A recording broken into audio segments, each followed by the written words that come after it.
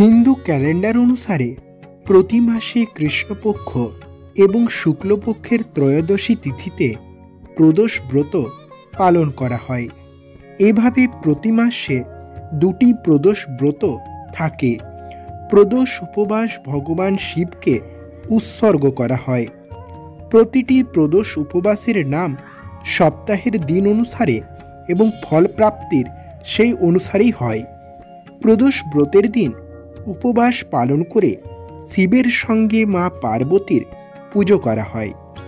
এই দিনে উপবাস করলে ভগবান শিবের আশীর্বাদ পাওয়া যায় এবং তিনি তার ভক্তদের সমস্ত কষ্ট দূর করেন। এই উপবাস পালন করলে ভগবান শিব প্রসন্ন হন এবং পরিবারে সুখ, শান্তি, সমৃদ্ধি আসে। 2024 সাল শুরু হয়েছে কিছুদিন আগে। এমন পরিস্থিতিতে আসুন জেনে নেওয়া যাক এই বছরের প্রথম প্রদোষ ব্রত কোন দিনে পড়েছে। 2024 সালের প্রথম প্রদোষ উপবাস কবে, এ বিষয়টা এবার আমরা জানব।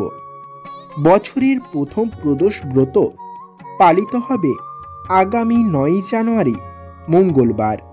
মঙ্গলবার যে প্রদোষ উপবাস পালিত হয় তাকে ভৌম প্রদোষ উপবাস বলা হয়।